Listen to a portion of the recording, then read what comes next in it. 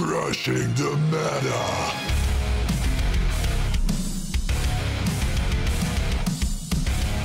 A big welcome to our channel. We are Team Crushing the Meta, and today I'm here for you guys with another match. So I'm doing series of a lot of different matches against different clans, and today's video, or the first match of today's video, will be against Gold Paladins, Liberators. Why do I want to put this for you guys to watch? Because Liberators is one of the deck who have a very good early game, so it's a rush deck, so it is very interesting how to play against it while playing Rising. So as you can see from my hands, I have an okay hand.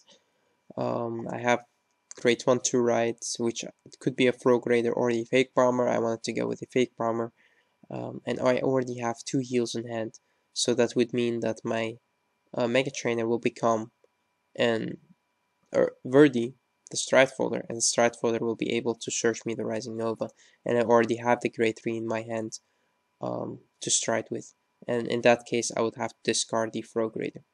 So he got a crit, which do me 2 damage. That's really bad on the first drive check because this is a rush deck. And right here I didn't want to search Nova because I was staying on the grade 2 anyway, and I know for sure that he will put more Rearguards out there, so I will be attacking into his Rearguard and not give him the damage to work with and to go Sea Breeze. In this case he didn't. He really didn't want to put any other grade 2 out there, so I was alright. And we're talking like the damage was of course a Rising, which I miss in my hand. I had to search this Stratfolder anyway. Get the Rising Nova, show him the Jelly Beans, and discard the Linux. Call the Frog Raider to make another column. I get the draw trigger, which is very nice. Drew into another Jelly Beans, and attack into his Vanguard again with my column. He ride into his grade 3, but he used his Counterblast to fill up his field and not to go Sea Breeze. So I was okay with that. He will rush me anyway. I'm at 3 damage. Got a stand trigger, which is almost the same as a critical trigger. And in this situation, I had to give up one of my heals on the first attack, which was alright because I am able to search the other 2, but I will have to take this one, and I had to take his Vanguard. Thing is, I discarded the heal trigger to keep 2 cards in hand because I know for sure that I have one more heal in my deck. And if this damage that I took was a heal trigger, then that could have been a problem, but I could always go Pickerel and then go Hellord 8 next turn and make hand advantage. So from here I use the skill of Nova to make Cold Cheetah make a charge, and then of course I will put the 2 Jelly Beans back to the deck to draw or to get the 2 heals to my hand, so now I have 3. From here I could attack into his Vanguards because Cheetah get the extra 5k only when this card attacks Vanguard, and he could of course intercept, so there is no problem with that. And then of course I attacked his Vanguard or his Rearguard. I wanted to go to his Vanguard to see if he would discard a 5k or something from his hand or give up his Rearguards. Because the Rearguards are on place, so it doesn't really matter. I don't really have to kill them. Of course, bind the 3, charge the Cheetah, call the Frog Raider back. The Frog Raider will go into the soul anyway. Give the power to the Cheetah and the crit to the Vanguards. Attack with Cheetah, then bind and call her back, draw an extra card, draw into a Stratfolder. From here on, I don't have a PG in my hand, which means that it could be risky. He's tried using his grade 1, and now I didn't know about this strat, so I was reading it, and he is filling his field up again, which is very easy to do for gold. And of course the Bruno will get power. So 18 to my Vanguard. I was confirming is the 18, he was saying yes, and from here of course I could guard with the Liar Lips. There is no reason to give up a heal trigger in this situation. So Attacking with his Vanguard, of course I will G-guard, doing the Lioness, that's 3 to pass, which is safe. Drive check was nothing, and he got one more attack to go into. No skill, he was confirming nope. And I will go the double G-guard, using his skill to get one more thing to my hand. I wanted something that could attack, but I got the Jelly Beans, which was alright. So, Howard 8 again. I forgot about my heal, so I was saying, is it alright? He said, yes, it's alright. And he thought, well, it's a good game. I think, yep, it is. Because from here, he's sitting at 5 damage because of my crit. And look at his hands, he has only 1 PG to work with. And he really didn't have to use his PG against my Vanguard attack. He was like, he had to use like the 2 cars on an interceptor or something. Because when tigers will come, his end will come as well. But yeah, he couldn't do anything about it. I mean, look at this. He had to discard a lot of cards just to stop my Mason attack because it had the crit. And from here, attack with the tiger. And I gave the power to the Frog Raider. Because I know that I have only 4 cards in hand. And I want to spam the tiger over and over and over again. But there was no reason for me to keep the Eliza on the field. I could put the Eliza back, and I could call the Eliza to make more tiger attacks if I have to. From there, I knew for sure that he was taking everything, so there didn't really make a big difference. The reason why I almost always give the power from this attack to the Frog Raider and not to the Eliza is I want this column to be weak, so they will put 10Ks out there to guard it, and I will be soul blasting and killing their 10Ks. If you make this attack 26, most G Guardians are able to stop it. 36, 46, higher numbers, higher than 36, are good numbers to make. Below that, because most G Guardians can't stop it, but below that, it doesn't really make a big difference. So 16, 21, or 26 doesn't really make a big difference. 31 could make a difference because some G Guardians don't get there, will get just the extra 5k because they have another skill. So 31 is also a good number, but below that, 26 is really nothing. Most G Guardians could stop it. So yeah, from here, of course, there was no hope for him. He took the damage and he said well played, so that's really nice to hear. Most people get frustrated after losing to Hollow 8, so it was very nice to play against Nick in HD.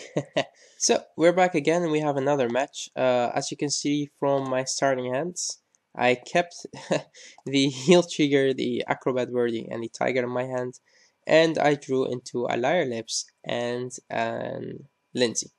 Well, the thing is, the Lyre Lips is really not bad. Why? Because you have the Verdi, and you could make an 11k column with it. I got another Lyre Lips, which I didn't really need, and a draw trigger, so that's very nice. I have the parkour now to ride. I don't have to waste my Mason. And of course, I don't have the giant star in my hand. But I got the jelly beans, which is perfect because now I could use my acrobat wordy to be able to search up my rising, or yeah, star, Mr. Star. Star goes to my hand and discarded the Mayhem Tiger because yeah, I could discard the Lyre Lips, but I really don't want to deal with Nana say having an extra crit on her or getting her with the stand trigger back again and want to attack to my Vanguard. She still have the hit pressure, and from here I would have to do him some damage, and I wanted to do him a lot of damage so I could just finish him off on my first stride. I really don't want to deal with Stillwater. And also because he went first, so he will be able to ride into Susanoo first, and I will be on the defensive from the start. But yeah, he didn't have any grade 3 in his hand, so he didn't ride. Attack into my Vanguard, which his skill doesn't really matter if you attack with Vanguard or Vanguard. And Nanase attack, well, of course, I do not want to deal with her and do not want to give him the extra draw power. which he will always get with the stand trigger. So this is something interesting. A lot of Oracle players are now testing her. She is really good, so you could pressure your opponent a lot in the early game, and after that, when you ride into the grade 3, you could get everything back to your hand and you will not be afraid of Link Joker. And then when you could go into your Stillwater, you will just finish your opponent off at that turn, or you could work with one column. It's up to you how to play against it. But she is very interesting, and she does give you the advantage that you could always have a very strong early game. But in this situation against Spike Brothers, she doesn't really do a lot. You could add the 10k to your hand for more defense, but yeah, that's it. So I ride into my Rising Star, put the Jelly Beans and the Mayhem Tiger up to the test, and they will get you the heal triggers. So now I have 4 heals in my hand and 2 Liar Lips. So I will be able to get the 4 draws that I want. So put the Liar Lips out there. If this was a draw trigger, that would also be alright, because having the draw power, the draw trigger would mean that you'll make the 9k column, and that's the thing about this draw. Deadly Schemer is nice because it does have the skill that gives the extra 3k, mostly to your Frog Raider if you play against something that has more than 11k base, because most of your columns will hit for the perfect numbers like the 16, the 21, the 26, the 31, the 76. They could hit for high numbers, but most of the numbers are perfect. And when you play against something that has power on their Vanguard, like Messiah could even do now, or Vanguard or anything, it's really nice to get sometimes the extra 3k on your Frog Raider. But yeah, this was just an 8k column, so I attacked with 8k to his non-essay that would do nothing, and from there I attacked for 21 into his Vanguard, and I drew a Starfather and a Jelly Beans, which is nice.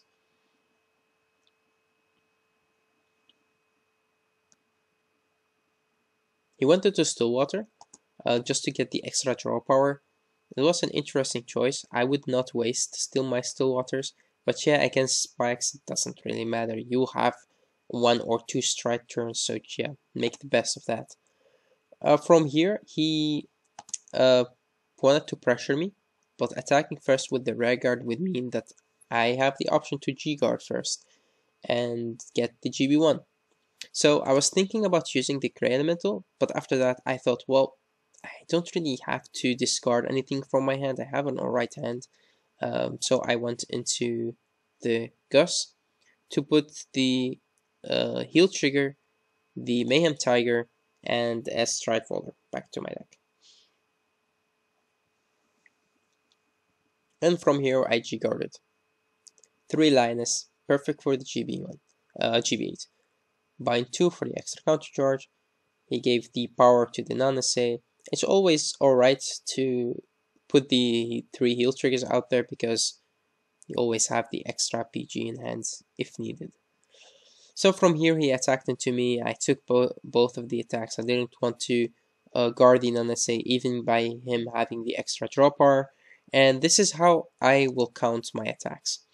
From him I didn't see any heal triggers, so I know that from his 5 cards from his hand were like there were no heals in there. So he could have like 2 or 3 heals. So let's say he has 3 heals, so he could stop 3 attacks. Then from there on, he needs at least 2 cards, being a perfect guard, 2 cards to stop attack in attack. So 3, 4, 5, 6. So he could stop, maybe with 2 interceptors, he could stop 7 attacks. Now, how many attacks do I have to work with? 1, 2, 3, 4, 5, 6, and 3 dive checks. So 7, 8, 9. So I could deal him 1 damage, and I could deal with 1 heal trigger. So even if he miracle heals, I will be able to finish him off. And that's the way I like to think. And that's the way I wanted to put the Jelly Beans out there, because I wanted to get a booster and attacking him from 2 columns. But it wasn't really needed. I could also just work with the Tiger, but I am still testing So normally I will not call anything right here. I will keep this in hand and just work with one column, a part of the frog raider, and make it fast and strong. The thing is, I also lost my axe diver, so there was actually no reason to call the jelly beans. And the Brogger is nice because he will be powering up your frog raider as well, and I have counterblasts to work with. But yeah, the same with Star could do so. But in this situation, as you can see, it's actually game over. So he no guarded this attack, and I was like, "Are you sure?" He was, "Yes, sure, why not?" Draw power or draw trigger, so even one more attack. 2 miracle heals out there. 41. Amaterasu. One of the most expensive G Guardians out there. I was from here, I was just trying to doing some uh, some interesting combos, like calling the fake bomber, attacking with this. If I had an axe diver, I could also not charge him, just call him but not charging him. And from here I could just put the jelly beans back to my soul, put the fake bomber back to my deck, call the axe diver. The axe diver will bind and call the giant star. Star skill will bind or will call the fake bomber or the Eliza. Yeah, there are a lot of combos that you could do with there. You could just loop the axe diver with the Eliza and the giant star, as I said, which could also work perfectly. But yeah, this was the game against Oracle. What I wanted you guys to see is that while getting rushed, or the difference between this match and the Gold Golden match is that with the Gold Golden match, your opponent rushed you, so there was a possibility that you could have the 4 heals in your hand, but because of his rush, you have to give up 1, and from there you could also again search up the other 2 or the other 3. And from this game that you saw, it's really easy to get the 4 heals into your hand with this build, which only plays the 4 jelly beans and 1 starter, and 3 stride folders. So, but of course, I am playing the 8 draws. So that was actually it for today's video. You could always go to our YouTube channel or our Facebook group to watch other videos that we post. And if you want to see more from Rising Nova, I will put the links for these 2 videos in the description section for you guys to watch. I've made some misplays on the first video, especially on the Asha game. That was insane, that I misguarded. But yeah, it doesn't really matter. As I said before, the games that I play on area I don't really take seriously, and it's just there for testing. So if you go to this video, it's really nice to see that misplay that I did, and let's see if you find out what was the misplay if you don't read the comments. And in this video, this is a very interesting video. This video is the video that I play against Overlords, and I am explaining a lot of the skills and on the playstyle against Overlords. So you could always go to So I got this video and watch how I explained how to play against Overlord, and how to have an advantage, and what's the key cards to run against Overlords, by them having the defeat flare and by them having multiple G guards in hand. So thanks guys for watching. If you want to see more of these kind of videos, also with a different deck, it depends on which deck. If we are playing this deck or we are testing it right now on area, we could always do some videos for you guys to watch. And if you haven't seen our Facebook group yet, you could always go to Facebook and you could see all the stuff that we put out there. So JD is always busy with his cars of the day, and we have a very nice interesting pool right here for you guys. You could always tell us which deck do you want to see next. So we have a lot of people who want to see Rising Star Spikes play against Chaos Breaker, especially because the matchup is a bit hard for Spike Brothers. there are a lot of people that want to see Victor from the hype. But yeah, you could always put your video or the deck that you want us to post for you guys right here, and you could add that to the poll. If you want to see something interesting, you could put it right there. And we have a very interesting matchup coming up if we would play this out. We have Mohammed, who requested to put JD to the test and to let him play against Geistbreaker or Link Joker in general, and that's a very hard matchup for Susanoo.